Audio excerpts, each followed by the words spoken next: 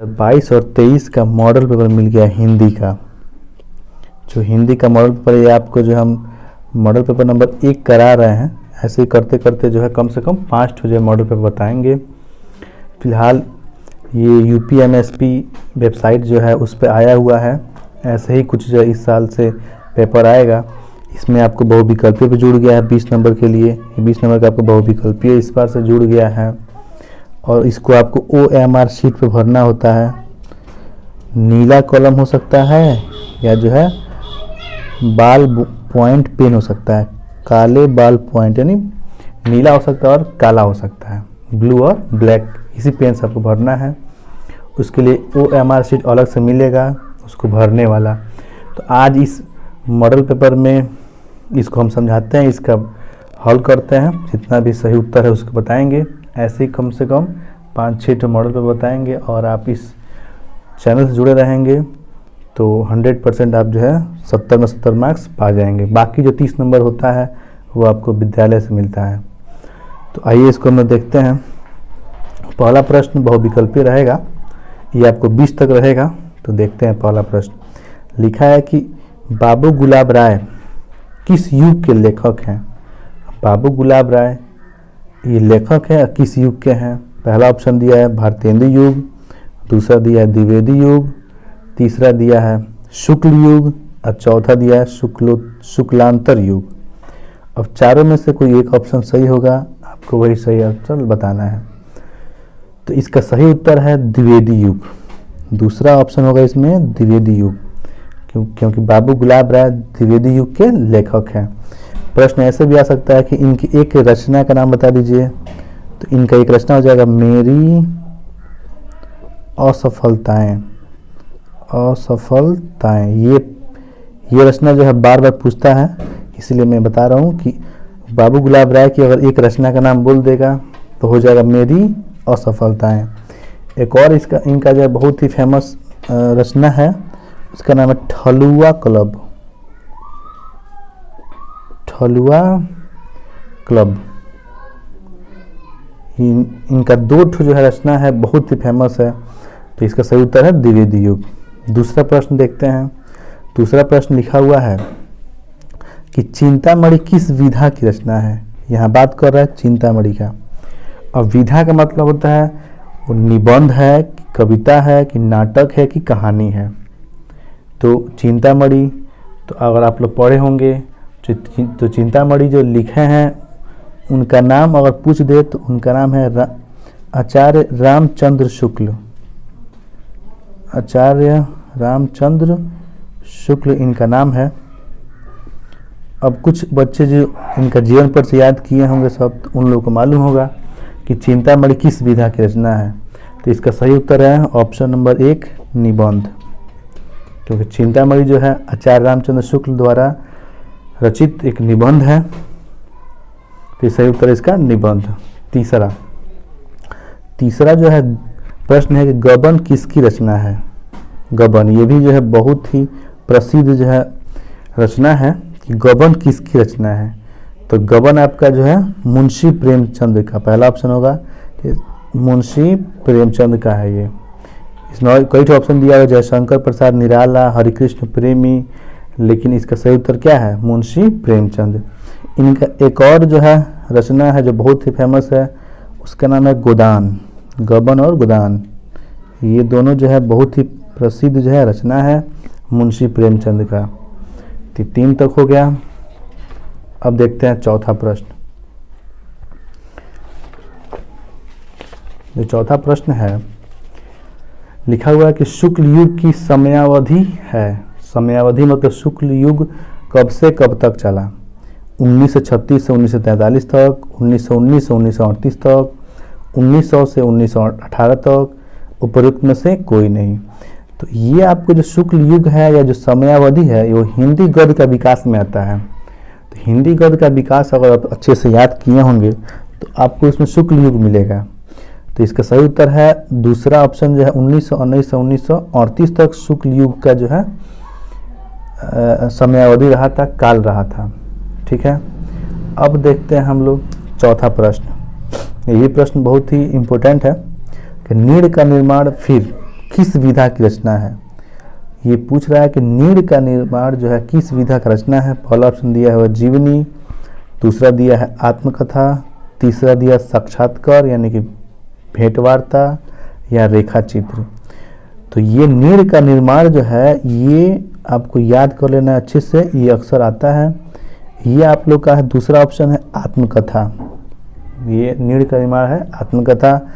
इसको किसने लिखा है तो इन्होंने लिखा हुआ है हरिवंश राय बच्चन। हरिवंश राय बच्चन इनके द्वारा लिखा हुआ ये आत्मकथा है जो बहुत ही प्रसिद्ध है। चौथा देखते हैं, अब छठा प्रश्न देखते हैं। प्रिय प्रवास किस युग की रचना है। अभी युग जो अभी बताए थे आपको शुक्ल युग वाला, तो इसको वीडियो हम बनाने वाले हैं। पूरा इसमें हिंदी गद्य का पूरा विकास रहेगा, समय रहेगा, कौन कौन जो है उस युग में कौन कौन लेखक थे, उनके द्वारा रचित रचना का नाम सब उसमें रहेगा। तो नेक्स्ट वीडियो मेरा यही रहेगा, आप जरूर देखिएगा। प्रश्न ये दिया है कि प्रिय प्रवास किस युग की रचना है। प्रिय प्रवास पूछ रहा है किस युग की रचना है। ऑप्शन दिया हुआ है द्विवेदी युग, भारतेंदु युग, प्रगतिवादी युग, छायावादी युग। तो प्रिय प्रवास जो है आपका द्विवेदी युग की रचना है। प्रश्न ये पूछ सकता है कि इसके किसने लिखा हुआ है, कौन रचना किया है। तो इसका उत्तर होगा अयोध्या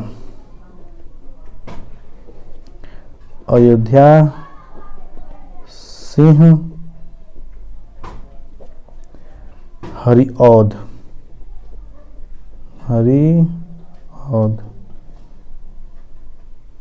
प्रिय प्रवास जो है अयोध्या सिंह हरिऔध जी की रचना है जो द्विवेदी युग में प्रकाशित हुआ था। देखते हैं सातवां प्रश्न, ये भी बहुत ही इम्पोर्टेंट है कि मधुशाला किसकी रचना है। मधुशाला किसकी रचना है। ऑप्शन दिया हुआ है रामधारी सिंह दिनकर, हरिऔध ही अयोध्या सिंह हरिऔध, हरिवंश राय बच्चन या चौथा दिया सुमित्रा नंदन पंत। तो मधुशाला जो है ये आपका हरिवंश राय बच्चन जी की लिखी हुई एक रचना है जो बहुत ही प्रसिद्ध है। जैसे नीड़ का निर्माण है वैसे ही आप लोग का मधुशाला है, ये हरिवंश राय बच्चन जी का लिखा हुआ। तो इसका सही उत्तर होगा हरिवंश राय बच्चन। आठवां प्रश्न देखते हैं लोग, भारत भारती किसकी रचना है। भारत भारती किसकी रचना है। ऑप्शन दिया हुआ है सियाराम शरण गुप्त, दूसरा ऑप्शन मैथिली शरण गुप्त, तीसरा दिया हुआ है जयशंकर प्रसाद, चौथा दिया हुआ महादेव वर्मा। तो इसका सही उत्तर होगा आप लोग का मैथिली शरण गुप्त। दूसरा ऑप्शन जो होगा मैथिली शरण गुप्त, जो भारत भारती की रचना इन्होंने ही किया है। नौवां प्रश्न देखते हैं, आधुनिक काल कब से कब तक है। प्रश्न है कि आधुनिक काल कब से कब तक है। तो ये हिंदी गद्य का विकास जो है मतलब वही हिंदी गद्य का कब से कब तक है। ऑप्शन दिया हुआ है पहला 1843 से अब तक, 1643 ईस्वी से 1843 ईस्वी तक, तीसरा 1918 से 1936 ईस्वी तक, 1936 से 1943 ईस्वी तक। इन चारों में से कौन सा जो आधुनिक काल का है। तो इसका सही उत्तर होगा पहला ऑप्शन होगा आपका 1843 से अब तक। अब तक जो है आधुनिक काल जो है चला आ रहा है। 10वां प्रश्न देखते हैं कि मतीराम किस युग के कवि हैं। ये कवि हैं, इनका नाम है मतीराम। तो ये पूछ रहा है किस युग के कवि हैं। ऑप्शन दिया हुआ है पहला आधुनिक काल, दूसरा आदि काल, तीसरा भक्ति काल, चौथा दिया है रीति काल। तो मतीराम एक जो है कवि हैं और ये आपके रीति काल के जो है कवि हैं। तो इसका चौथा ऑप्शन होगा रीति काल। इनके बारे में पूछ दे कि मतीराम की कोई दो रचना का नाम या एक रचना का नाम लिखिए। तो मतीराम का एक बहुत ही फेमस है रसराज, एक है रस राज जो बहुत ही प्रसिद्ध है। एक और है ललित ललाम, एक मतीराम द्वारा रचित रचना है, बहुत ही प्रसिद्ध है। अक्सर जो है परीक्षाओं में मोतीराम के बारे में पूछता है। अगर 2 ठो रचना याद कर लेंगे तो अभी तो यहाँ पे युग का नाम पूछ रहा है। अगर प्रश्न आ जाता है कि मोतीराम के निम्न में से कौन से मोतीराम का एक रचना है, ऑप्शन इसमें दिया होता तो उसमें हम लोग टिक लगा लेते हैं। ये 10 प्रश्न हो गया। अब बताए थे कि 1 से लेकर 10 तक आपको गद्य और पद में से जो भी ये कौन से विधा का है, कौन रचना किया हुआ है, या हिंदी गद्य का काल, इसी के बारे में पूछेगा 1 से लेकर 10 तक। अब 11 से लेकर 12 तक आपका जो है व्याकरण, हिंदी व्याकरण से पूछेगा, जिसमें आपको रस, छंद, अलंकार, समास, वचन, द्विवचन, ये लट लगा, इसमें से पूछता है। 1 से लेकर 10 तक हो गया। अब देखते हैं 11 नंबर प्रश्न, जो आपको व्याकरण से आएगा। प्रश्न ये दिया हुआ है कि हास्य रस का स्थायी भाव क्या है। पहला ऑप्शन दिया है शोक, दूसरा ऑप्शन दिया है रति, तीसरा ऑप्शन दिया है हास, चौथा दिया है निर्वेद। पहली बात कि अगर पहले जो है हास्य रस का परिभाषा भी लिखना होता था परीक्षा में, और उसका जो है उदाहरण भी लिखना होता था, लेकिन यहाँ पे इसको ऑप्शन के रूप में दे दिया है। तो अगर हास्य रस की परिभाषा हम लोग याद किए होंगे तो इसका परिभाषा में ही इसका उत्तर छिपा हुआ है, एक लाइन में, पहले लाइन में छिपा हुआ है। हास्य मतलब होता है हंसी, तो इसमें देखेंगे हास्य मतलब हंसी कौन सा दिया है, तीसरा दिया है, तो इसका स्थायी भाव क्या हो जाएगा, हास हो जाएगा। हास्य रस का मतलब होता है, उसका स्थायी भाव होता है हास, तो इसका ऑप्शन हो जाएगा तीसरा। आगे देखते हैं 12वां प्रश्न, ये आपका अलंकार से पूछ दिया है। पहले बोले हैं कि 1 से लेकर 10 तक आपको सिर्फ जो है हिंदी गद्य का विकास के बारे में पूछेगा, हिंदी गद्य का विकास के बारे में बस ये पूछेगा 1 से लेकर 10 तक। और जो 11 से लेकर आपका जो 20 तक है उसमें सब रहेगा, रस भी रहेगा, अलंकार भी होगा, उसमें छंद भी होगा, जितना व्याकरण में आता है वो सब रहेगा इसमें, छंद रहेगा, उसके बाद उपसर्ग रहता है इसमें, जो पहले हमको लिखना था परिभाषा सहित, उदाहरण सहित, लेकिन इस समय बस ऑप्शन दे दिया है। प्रत्यय जो भी होता है ये सब इसमें रहता है 1 से लेकर 20 तक। तो इसीलिए पहला आपका रस से पूछ दिया, दूसरा अलंकार से पूछ रहा है। प्रश्न ये कह रहा है, प्रश्न नंबर 12, सोहत ओढ़े पीत पट श्याम सलोने गात, मनो नील मणि शैल पर आतप पर्यो प्रकाश, उपयुक्त पंक्तियों में कौन सा अलंकार है। तो अगर आप तो अलंकार पढ़े होंगे, उपमा अलंकार, उत्प्रेक्षा अलंकार, रूपक अलंकार और श्लेष अलंकार, तो आपको ये परिभाषा तुरंत याद आ जाएगा। इसमें जो है इसका सही उत्तर जो होगा आपका उत्प्रेक्षा अलंकार। क्या होगा, उत्प्रेक्षा। इसमें इसका परिभाषा होता है कि उपमेय में उपमान की संभावना होती है। जैसे यहाँ लिखा हुआ सोहत ओढ़े पीठ पर श्याम सलोने गात, इसमें क्या है कि उपमेय में उपमान की संभावना है, इसलिए कौन सा अलंकार है, उत्प्रेक्षा अलंकार। देखते हैं 13 नंबर प्रश्न देखते हैं। देखिए अभी आपका छंद से आ गया है कि यहाँ छंद आ गया है।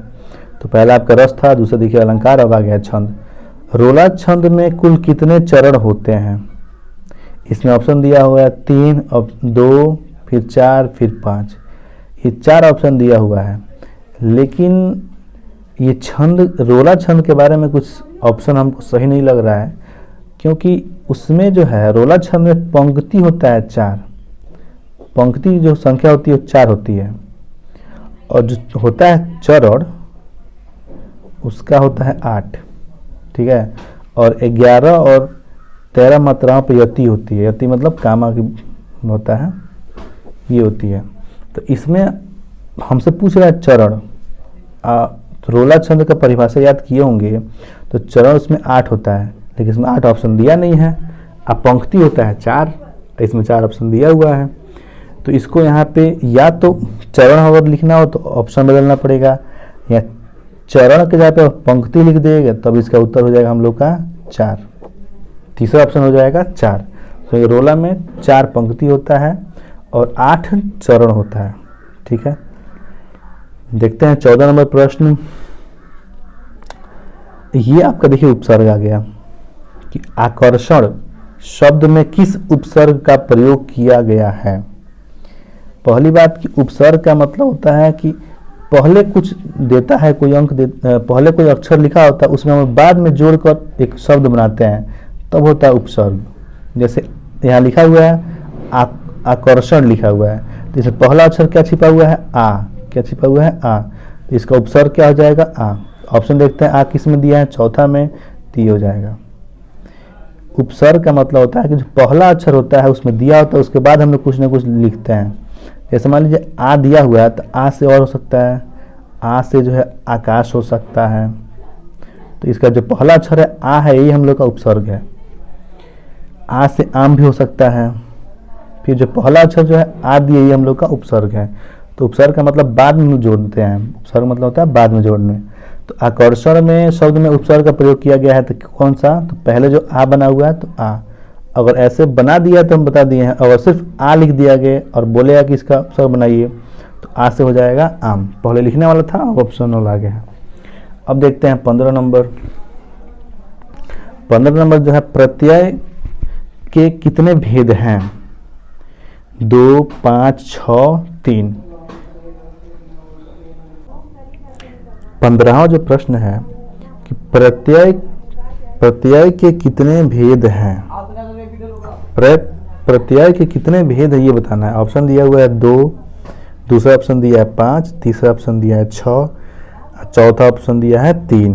तो प्रत्यय के 2 भेद होते हैं। कितने भेद होते हैं, 2। पहला ऑप्शन होगा 2। कौन कौन सा होता है ये और पूछ दे, ये भी जानकारी जरूरी है। पहला होता है कृत, तो पहला होता है कृत प्रत्यय, और दूसरा होता है तद्वित प्रत्यय। प्रत्यय के 2 भेद होता है, पहला कृत प्रत्यय और दूसरा तद्वित प्रत्यय। 16वां प्रश्न लिखा हुआ है, पीताम्बर में कौन सा समास है। देखिए यहाँ समास से प्रश्न पूछ दिया और पीताम्बर कह रहा है। पीताम्बर मतलब होता है पीला कपड़ा, तो पीला कपड़ा में कौन सा, तो कर्मधारय समास पूछ रहा है। एक और बात ये ध्यान रखना है कि हाई स्कूल में कर्मधारय समास, बहुव्रीहि समास, द्वंद्व समास और द्विगु समास पढ़ना होता है। ये दोनों समास हमको नहीं पढ़ना होता है। तो ऐसे ही ऑप्शन में अगर 10 में दिया ही नहीं है तो हम लोग ऑप्शन में नहीं होगा इसका। तो पीताम्बर का जो है समास कौन सा हो जाएगा, कर्मधारय समास। 17वां प्रश्न दिया है, आंसू का तत्सम रूप। देखिए यहाँ पे शब्द दिया, जो आपको पहले व्याकरण में था अब वो आपको बहुविकल्प में आ गया, तत्सम। तत्सम का मतलब होता है संस्कृत रूप। तो आंसू का संस्कृत होता है, पहला ऑप्शन दिया अश्रु, दूसरा दिया अंशु, तीसरा ऑप्शन दिया हुआ है रोना और चौथा ऑप्शन दिया हुआ है आंख। अब आंसू का तत्सम रूप क्या होगा, तो इसका सही उत्तर होगा आपका अश्रु। आंसू का संस्कृत रूप होता है अश्रु, इसका सही उत्तर है अश्रु पहला। 17 नंबर प्रश्न हो गया। अब देखते हैं 18 नंबर प्रश्न। 20 प्रश्न रहेगा जो आपका व्याकरण से रहेगा, ठीक है। 18 प्रश्न दिया है, यौन संधि का सूत्र है। यौन संधि और वृद्धि संधि, 2 संधि होता है, संधि के बारे में देखिए पूछ दिया। तो ये कह रहा है कि यौन संधि का सूत्र क्या होता है। तो यौन संधि का सूत्र जो होता है, इसमें ऑप्शन दिया हुआ है आपका दीर्घ, जो दूसरा ऑप्शन दिया हुआ है अक सर्वेण दीर्घ, ये इसका सूत्र होता है, अक सर्वेण दीर्घ। यौन संधि के बारे में अगर पूछते तो सिंपल याद आपको कर लेना है कि यौन संधि के जो है लास्ट में आपको आता है ये मात्रा, छोटी ई होता है, बड़ी ई होता है, छोटा ऊ होता है और बड़ा ऊ होता है। तो ये हम लोग का यौन संधि होता है। और दूसरा होता है वृद्धि संधि, इसमें शब्द में अ आता है, आ आता है, ए आता है, आय आता है, ओ, औ, जितने भी ये है ये सब वृद्धि संधि में आता है।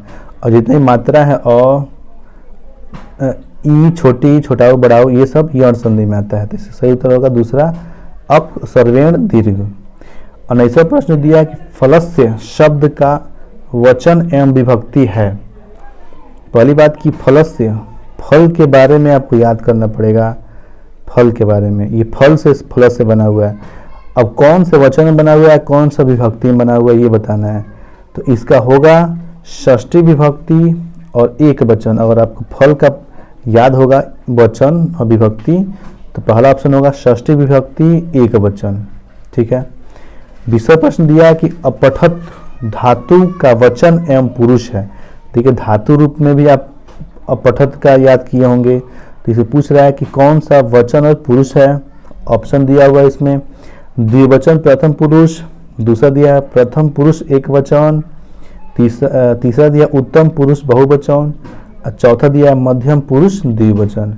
तो इसका सही उत्तर होगा प्रथम पुरुष एक वचन। जो दूसरा ऑप्शन दिया है अपठत धातु का वचन और पुरुष कौन सा होगा, तो इसमें वचन प्रथम एक वचन हो जाएगा, पुरुष हो जाएगा प्रथम पुरुष हो जाएगा। तो 1 से लेकर 20 तक आपका बहुविकल्पीय हो गया, जो आपका 20 नंबर के लिए आएगा। ये आपको OMR शीट पर भरना होता है। इसमें आपको गद्य से और व्याकरण से पूछा हुआ है। बाकी जो बचा हुआ है वर्णात्मक प्रश्न, ये आपको खंड ब में आएगा और ये टोटल जो है 50 नंबर के लिए आएगा। 20 नंबर आपको आएगा बहुविकल्पीय में और 50 नंबर आएगा आपका लिखने वाला लिखित। तो अब इसको भी थोड़ा देख लेते हैं। पहला प्रश्न दिया कि निम्नलिखित गद्यांश पर आधारित 3 प्रश्नों का उत्तर दीजिए। यहाँ 3 जो प्रश्न दिया है उसी का उत्तर दिया है। देखिए यहाँ पे कुछ गद्यांश लिखा गया है, 1 2 यहाँ दिया है प्रश्न और 3 दिया हुआ है। तो तीनों का जो क्या करना है उत्तर देना है। और ये आपको जो है 3 नंबर और 2 नंबर टोटल मिला के 6 नंबर है। अब देखिए 6 नंबर कैसे हुआ है। जो पहला ऑप्शन है, ये पहला जो प्रश्न है इसको लिखेंगे तो आपको मिलेगा 3 नंबर। बाकी इसका और ये जो तीसरा प्रश्न दिया है इसमें आपको 1-1 नंबर मिलेगा। नहीं सॉरी 3 गुना 2 लिखा है ना। अच्छा तो सब जो है 3-3 नंबर का है। ये भी 3 नंबर का है, ये भी 3 नंबर का है और ये भी आपका नहीं जी, तो 9 नंबर हो जाएगा, गलत है।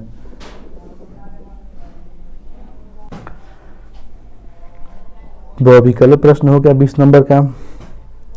अब हम लोग आते हैं वर्णात्मक प्रश्न खंड ब में, जो आपको 50 नंबर के लिए पूछता है। तो इसको आपको लिखना होता है, लिखित होता है।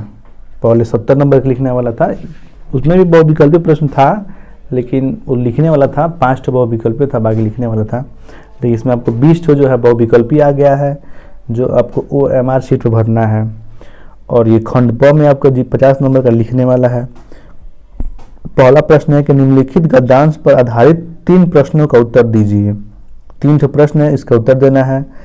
3 गुना 2 यानी कि 6 नंबर का प्रश्न है, यानी कि सब जो है आपका 2-2 नंबर का प्रश्न होगा। तो हमको लिखा है, पहले गद्यांश को पढ़ते हैं कि यह कोई बात नहीं है कि एक स्वभाव और रुचि के लोगों में ही मित्रता हो सकती है। अगर आप लोग जो है अच्छे से पढ़ाई किए होंगे और पाठ पढ़े होंगे तो आपको जो है यहाँ पे एक क्लू नज़र आ रहा है, एक हिंट नज़र आ रहा है, मित्रता। ठीक है, तो आप लोग समझ गए होंगे कि ये किस पार्ट से है। यह कोई बात नहीं कि एक स्वभाव और रुचि के लोगों में ही मित्रता हो सकती है। समाज में विभिन्नता देखकर लोग एक दूसरे की ओर आकर्षित होते हैं। तो अगर मित्रता आ गया है तो पहला प्रश्न ये दिया है कि उपयुक्त गद्यांश का संदर्भ लिखिए। तो गद्यांश का संदर्भ में क्या लिखना होता है कि किस पार्ट से लिया गया है और इसके लेखक कौन है, ये लिखना होता है। तो ऐसे ही दिखाई दे दिया कि ये मित्रता पाठ से लिया गया है। पाठ का नाम क्या है, ये मित्रता हो गया। अभी लेखक का नाम पूछ दे कि ये किसने लिखा हुआ है, तो इसको जो है आचार्य रामचंद्र शुक्ल जी ने लिखा है। ये आपका पहला या दूसरा पाठ है, आचार्य रामचंद्र शुक्ल। तो इसको और गद्यांश ये संदर्भ लिखना होगा, तो लिखेंगे कि उपर्युक्त गद्यांश हमारे हिंदी के मित्रता नामक पाठ से लिया गया है और इसके लेखक आचार्य रामचंद्र शुक्ल जी हैं। और एक और बात, जहां आप मित्रता लिखिएगा वहां से आप हो सके तो ब्लैक कलम से लिखकर इसको ऐसे अंडरलाइन कर दीजिएगा और इसको भी ब्लैक कलम से लिखकर इसको अंडरलाइन कर दीजिएगा, क्योंकि तुरंत हमारा ध्यान जाएगा कि हाँ ये मित्रता पाठ से लिया गया है और लड़के ने मित्रता ही लिखा है और लेखक का नाम भी सही लिखा है, तो आगे वो चेक करने में आसान रहता है। तो पहला का उत्तर यही रहेगा कि उपयुक्त गद्यांश का संदर्भ लिखिए। तो प्रस्तुत गद्यांश हमारे हिंदी के मित्रता नामक पाठ से लिया गया है। इसके लेखक आचार्य रामचंद्र शुक्ल जी हैं। ये हो जाएगा आपका गद्यांश। दूसरा लिखा हुआ है कि गद्यांश के रेखांकित अंश की व्याख्या कीजिए।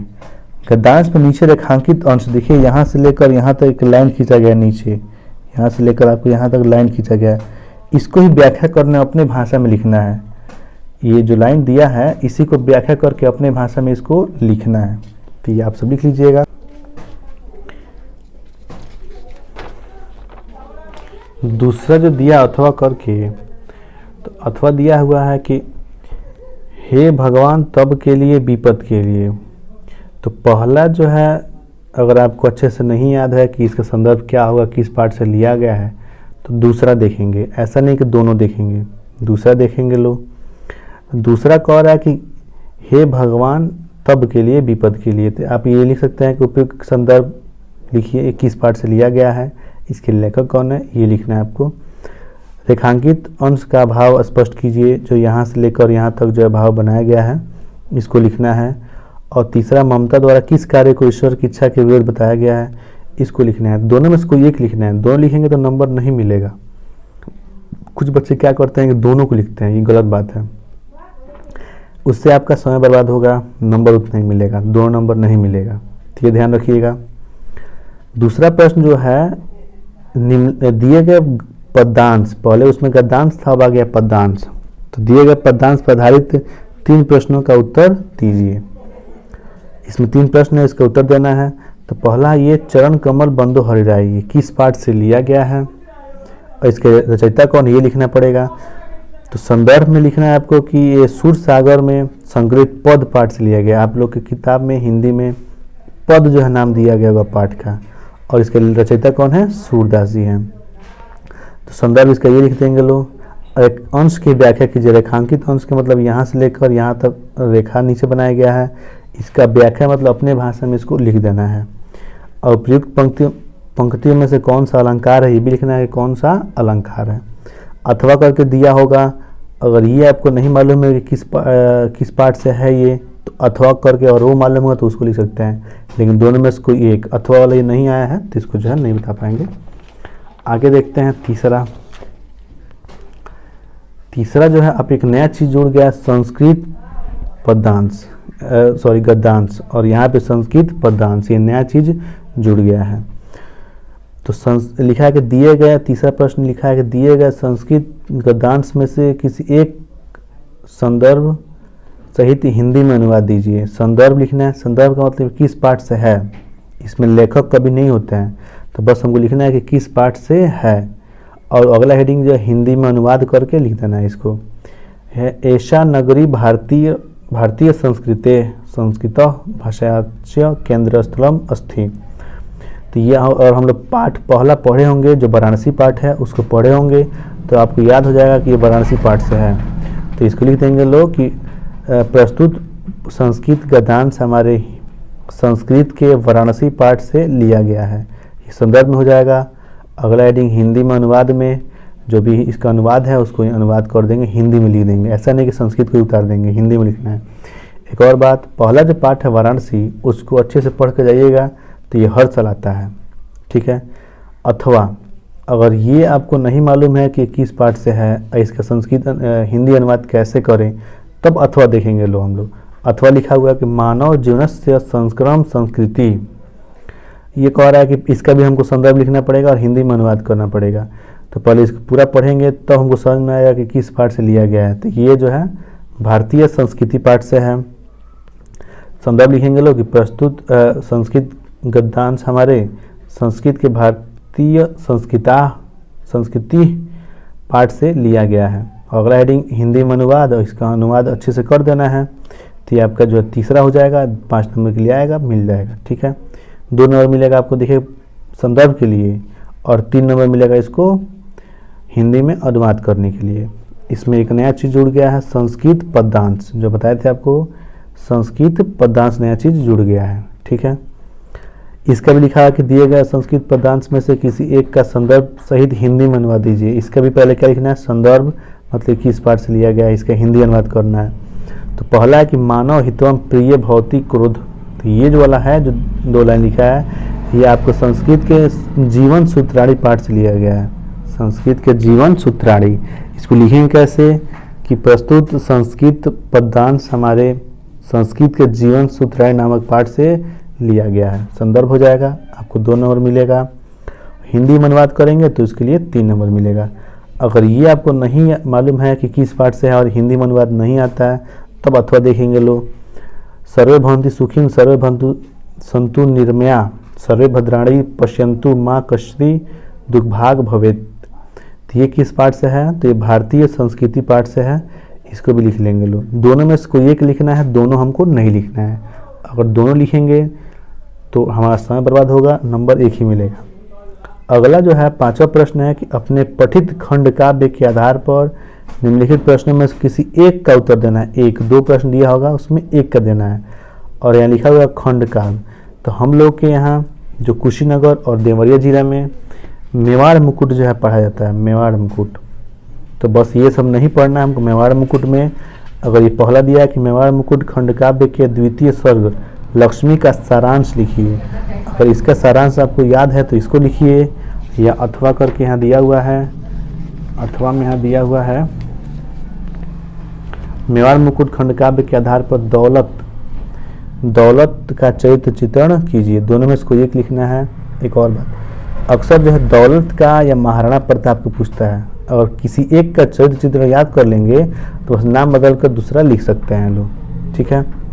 इसके बाद ये हमको छोड़ देना है क्योंकि हमको नहीं पढ़ना है। अब आते हैं डायरेक्ट 6वां प्रश्न पे। 6वां प्रश्न दिया है कि दिए गए लेखकों में से किसी एक का जीवन परिचय लिखते हुए उनकी एक प्रमुख रचना का उल्लेख कीजिए। उनका जो है जीवन परिचय भी लिखना है और उनकी एक रचना का उल्लेख करना है। और जीवन परिचय लिखेंगे तो उसके लिए 3 नंबर मिलेगा, और रचना का उल्लेख करेंगे उसके लिए 2 नंबर मिलेगा। दोनों मिला कितना नंबर हो जाएगा? 5 नंबर। यहाँ पहले से 3 प्लस 2 कर दिया है। समझने वाली बात है कि 3 नंबर जीवन परिचय के लिए और 2 नंबर उनकी रचना की उल्लेख के लिए।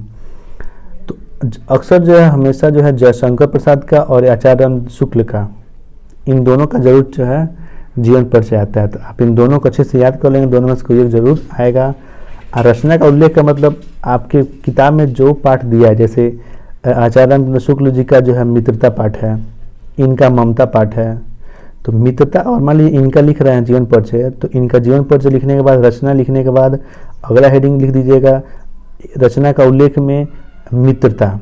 और मित्रता पाठ के बारे में पढ़े हैं, उसको जो है अपने भाषा में उसको लिख दीजिएगा कम से कम 1 पेज या 1.5 पेज में, तो आपको 2 नंबर मिल जाएगा। टोटल 5 नंबर हो गया। ये 6वां क है। अब 6वां ख देखिए। दिए गए कवियों में से, ये ध्यान रखिएगा लेखक हैं, लेखक लोग कहानी लिखते हैं, जीवन नहीं लिखते हैं, ये सब लिखते हैं। कवि लोग जो है कविता लिखते हैं, पद ये सब लिखते हैं, पद्यांश लिखते हैं।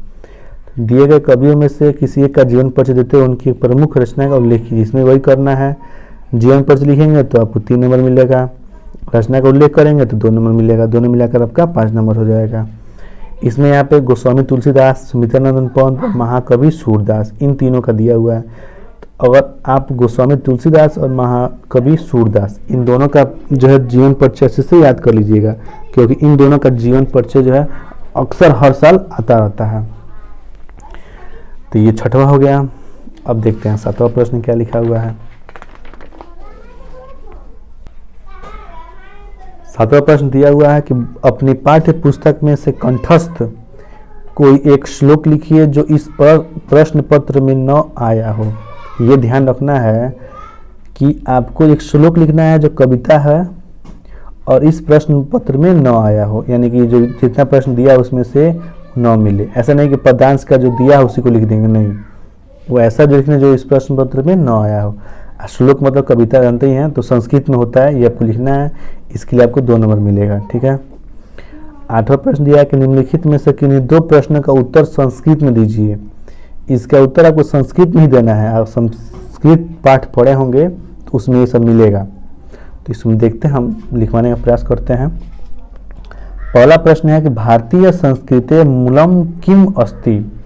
भारतीय संस्कृत का मूल क्या है, ये हम पूछ रहा है। तो इसका उत्तर हो जाएगा आपको विश्वस्य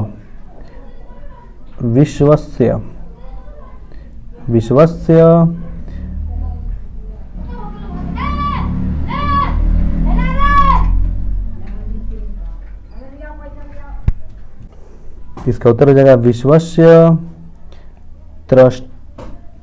त्रष्टा ईश्वर।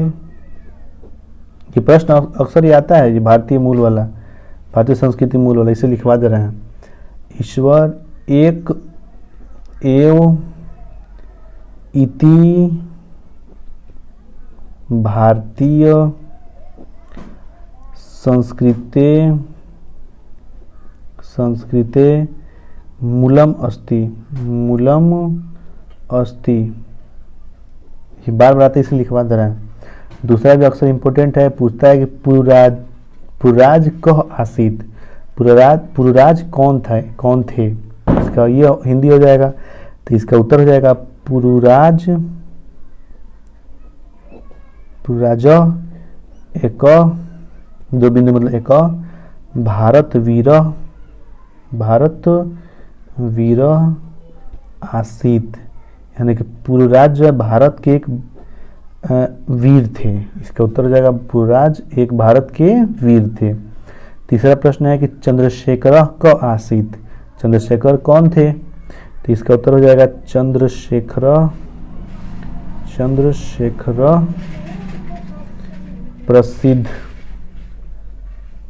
प्रसिद्ध क्रांतिकारी देशभक्त आसीत। यानी कि चंद्रशेखर जो है प्रसिद्ध क्रांतिकारी और देशभक्त थे। तो उसे लिखा वीरः केन पूज्यते, तो इसका उत्तर हो जाएगा वीरेण पूज्यते। वीरः केन के जब लगा देंगे वीरेण पूज्यते, मतलब वीर किसको पूजते हैं, तो वीर को पूजते हैं। इसका ये हो गया इसका उत्तर। ये चारों अक्सर एग्जाम में आता है, इसे लिखवा दे रहे हैं। 9वां प्रश्न दिया है कि निम्नलिखित में से किसी एक विषय पर निबंध लिखना है। निबंध लिखना है आपको, ये दिया हुआ है। आप जो है जनसंख्या पे और नारी सशक्तिकरण, ये एक नया चीज़ जो है आजकल चला हुआ है, नारी को समाज में एक अच्छा जो है मैसेज देना या उसको जो है अच्छे पद पे रखना, तो इसके बारे में अक्सर इस साल से आ सकता है, तो ये इम्पोर्टेंट है। तो ये हो गया आपका मॉडल पेपर, ये हो गया आपका मॉडल पेपर। जो पहला मॉडल पेपर जो दिया है, जो अभी आया है, इसको लिखवा दिए हैं। अब दूसरा मॉडल पेपर जैसे ही आता है, दूसरा मॉडल पेपर आने वाले जो नेक्स्ट वीडियो में डालेंगे, तो उसको आप लोग देख लीजिएगा।